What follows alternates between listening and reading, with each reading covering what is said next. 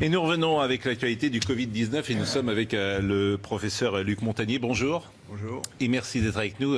Faut-il le rappeler, vous êtes prix Nobel de médecine et c'est vous qui êtes à l'origine de la découverte du VIH. C'est une longue histoire, mais intéressante aussi pour l'actualité, parce que on a une expérience de choses qui se sont passées, qui ont été très difficiles à contrôler là-bas à ce moment-là. Et ce qui a permis de trouver la vérité, c'est comme aujourd'hui.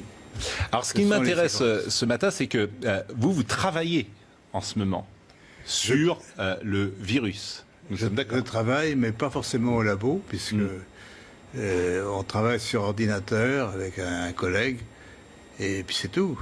On n'a pas d'expérience, on peut dire, mais l'expérience vient de la maladie elle-même, de toutes les mesures qui sont faites actuellement dans les laboratoires sur les patients. Et vous êtes arrivé à certaines conclusions.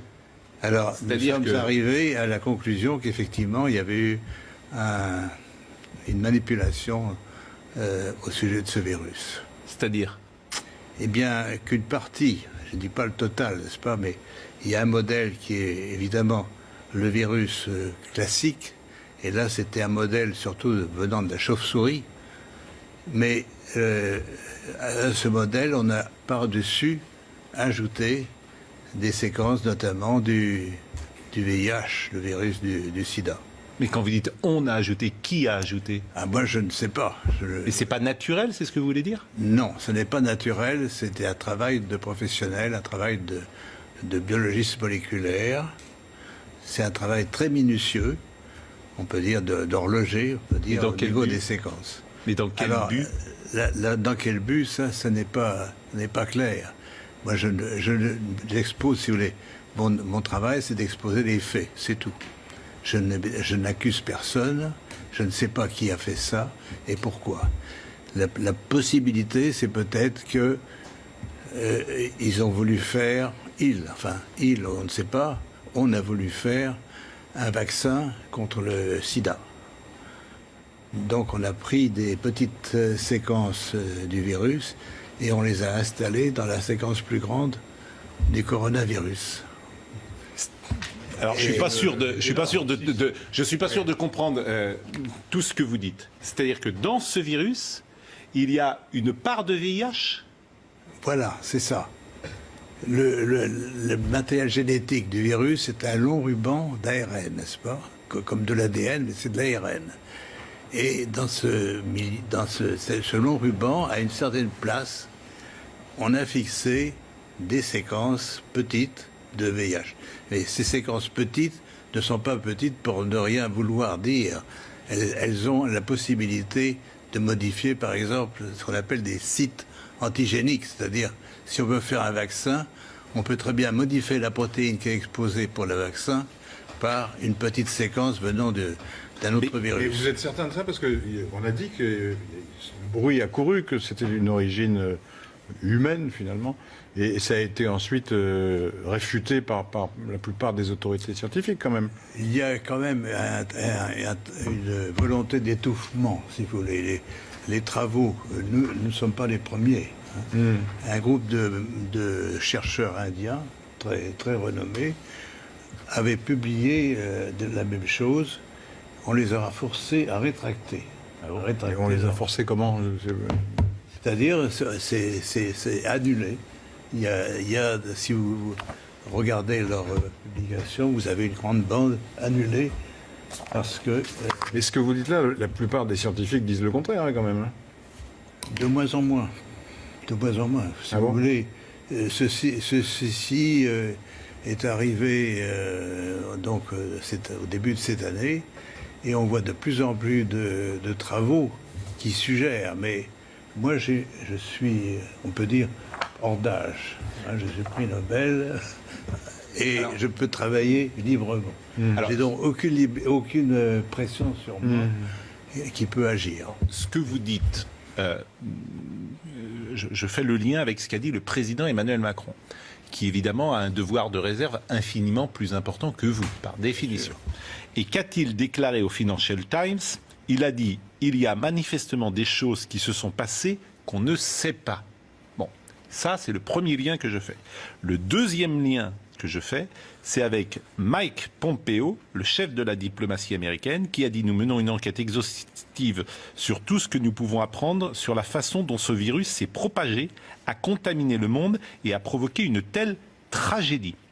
Et les États-Unis ne semblent pas exclure que le coronavirus provienne d'un laboratoire chinois à Wuhan et évoquent une enquête pour faire la lumière sur son origine. Tout ça date des dernières heures. C'est le chef de la diplomatie américaine, Mike Pompeo, qui était interrogé mercredi soir sur Fox News, sur un article du Washington Post qui affirmait que l'ambassade des États-Unis à Pékin avait alerté le département d'État américain il y a 2 ans sur les mesures de sécurité insuffisantes dans un laboratoire de Wuhan qui étudiait les coronavirus chez les chauves-souris. Monsieur Pompeo a été questionné également sur les informations de Fox News selon lesquelles plusieurs sources pensent désormais que le Covid-19 actuel, signalé pour la première fois justement à Wuhan en décembre, émane de ce même laboratoire, même s'il s'agirait bien d'un virus naturel, pas d'un agent pathogène créé par les Chinois, et que sa fuite ne serait pas volontaire mais due au mauvais protocole de sécurité. Voilà ce qui s'est dit sur. Mais bien sûr que il faut se méfier. Mais oui, les autres sources. mais j'entends bien. Et après, on vous interrogera sur la manière dont vous travaillez aujourd'hui pour arriver à ces conclusions-là. Bien sûr. Yvan Rioufol. Ce que vous annoncez est énorme. C'est une bombe nucléaire, si je puis dire. Mais je voudrais, pour bien être sûr d'avoir compris, cette trace de VIH ne peut pas résulter d'un croisement naturel, enfin, ou d'un croisement, en tout cas, entre espèces animales et humaines. Ça ne peut être que la main de quelqu'un d'autre, la main d'un homme. Absolument. Il y a dans cette affaire une concentration, si vous voulez. Vous avez un long ruban, il y a 30 000 bases, si vous voulez, 30 000 signes qui portent le matériel génétique. Et tout est concentré dans les 30 000, dans 1000 bases, même moins de 1000 bases. Donc, qui a attaché des petits morceaux, il y a une partie de ce génome donc, qui est faite en fait du VIH. Mais est-ce que, par exemple, il y a une majorité de séquences du VIH. Est-ce qu'on le voit? Oui. Ça se voit comment? Par la séquence. On a un matériel très simple. C'est un système informatique qui permet de repérer une séquence que vous cherchez. Non, mais si je dis, par exemple, pour que les choses soient claires, si je dis du VIH dans le Covid, est-ce que c'est exact ce que je dis là? C'est exact, mais ça ne veut pas dire qu'il y a assez de VIH pour faire une grande protéine de VIH. Il y a assez de matériel pour modifier ce qu'on appelle un site antigénique, c'est-à-dire modifier un peu la protéine du coronavirus pour la faire reconnaître par le système immunitaire comme VIH. Mais les conséquences sur le VIH, qui est une maladie extrêmement grave et avec les conséquences que l'on sait, les conséquences pour ceux. Et alors là, moi, je fais très attention forcément à ce que je dis, parce que je pense à ceux qui ont eu le Covid-19. Vous pouvez évaluer aujourd'hui les conséquences. Il serait intéressant de regarder, de voir s'il y a des anticorps produits chez ces patients contre le VIH, contre une protéine du VIH.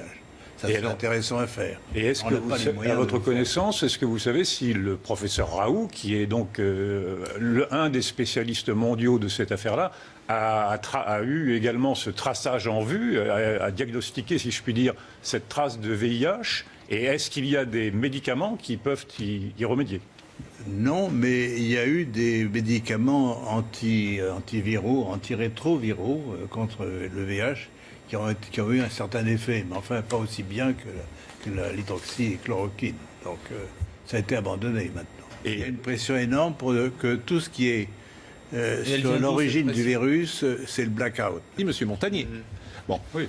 Non seulement les États-Unis sont au courant, mais ils ont financé une partie des recherches faites dans le laboratoire de Wuhan. C'est publié maintenant. C'est dingue. Ça également. Donc c'est une affaire pas seulement chinoise.